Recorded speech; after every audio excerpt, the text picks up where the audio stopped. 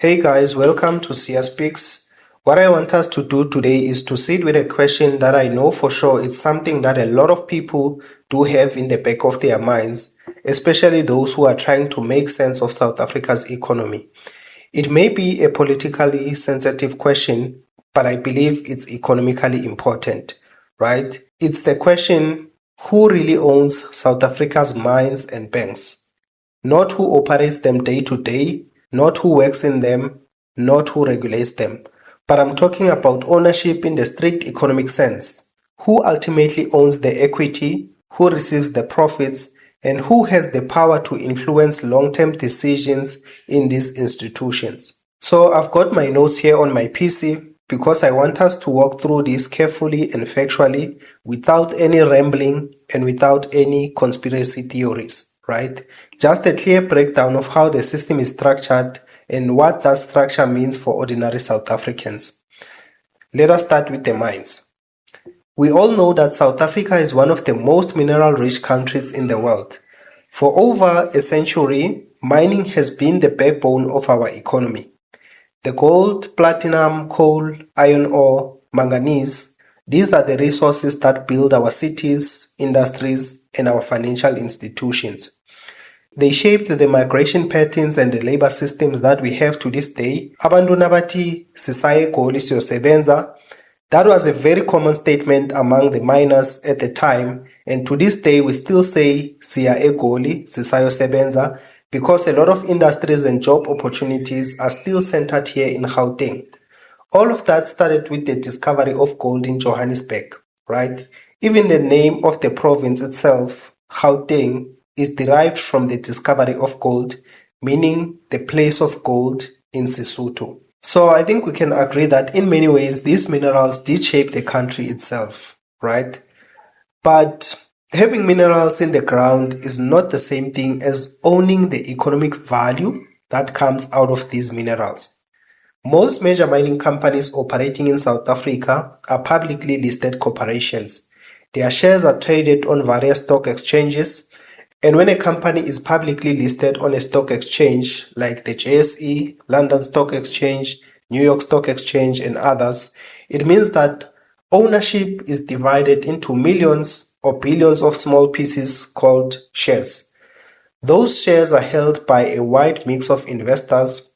It can be institutional investors like pension funds, asset managers, insurance companies, and collective investment schemes. And it can also be individual investors from all over the world, right? So that means ownership is dispersed. It is not sitting in one pair of hands. It is spread across institutions whose primary job is to generate returns for their clients. Now, there's an important legal distinction people often miss. South African law says that mineral resources belong to the nation and are held in custodianship by the state. What that means in practice is that the government controls licensing and regulation on the mining of these minerals.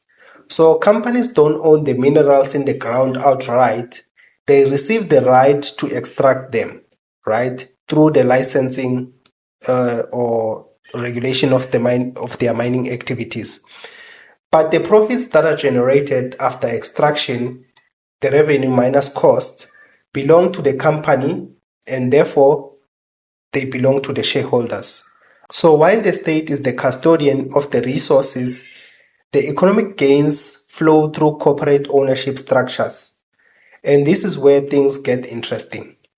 A significant portion of the shares in large mining companies are owned by institutional investors, as I've already mentioned, many of which are global, right?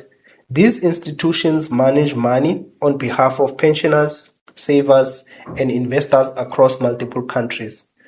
So their investment decisions are driven by portfolio strategy, risk management, and expected return, not by national development goals.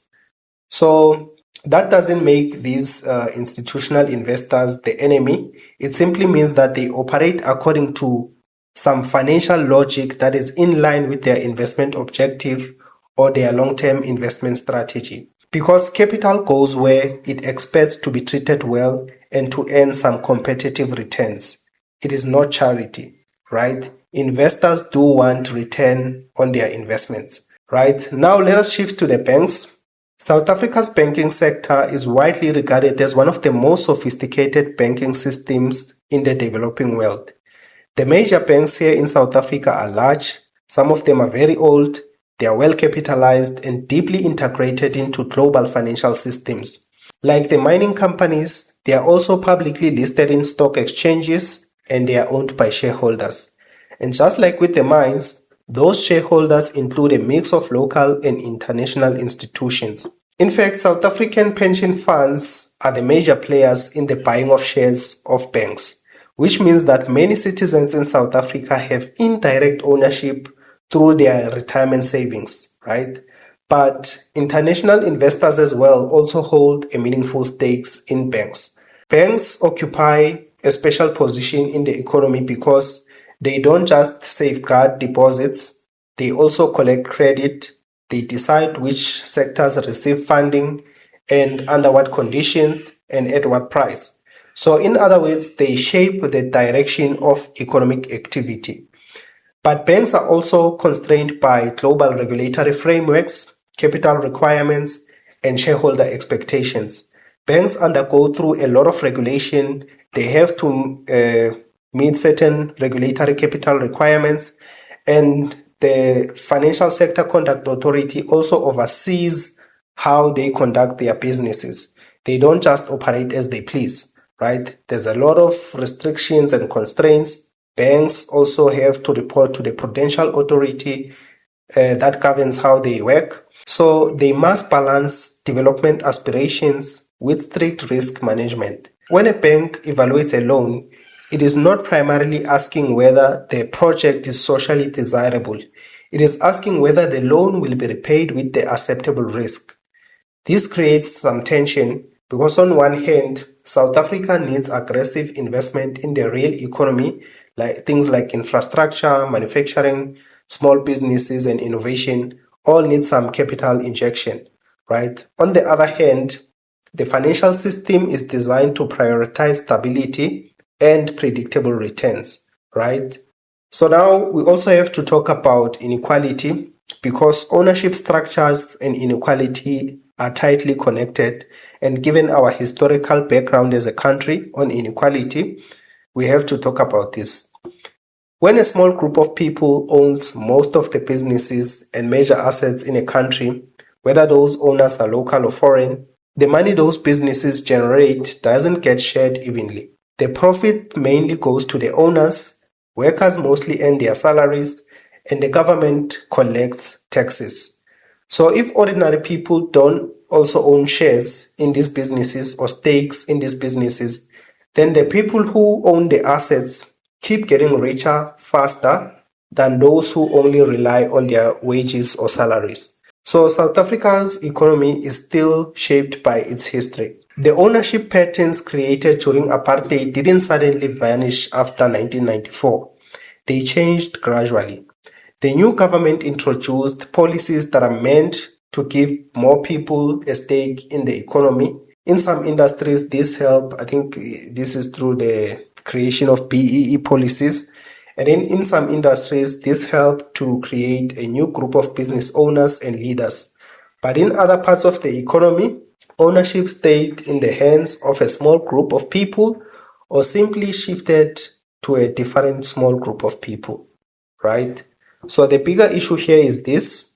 For a country to become prosperous in a way that benefits many people, ownership also has to be shared widely across the population. If most people only take part in the economy as workers and consumers, but don't own meaningful pieces of businesses or investments, the economy can grow without that growth turning into shared wealth, right? And I bet economic growth will also be slow, right? Because wages are often limited, but investment returns, there's an upside. So when people ask who owns the mines and the banks, they are really asking a bigger question. Who owns the parts of the economy that actually create wealth? The honest answer is that ownership is complicated and spread across many groups. It includes South African pension funds, that represent millions of workers. It also includes large international investment firms managing money for savers in other countries. It includes company executives and big institutional investors. So it is not one secret group of people that are controlling everything behind the scenes. It is a web of financial relationships that is shaped by the markets and the laws, right? So, but just because the system in itself is complicated, it doesn't mean that its effects don't even matter. Ownership influences what people and institutions are encouraged to do. Those incentives guide decisions, and those decisions are what shape real world outcomes.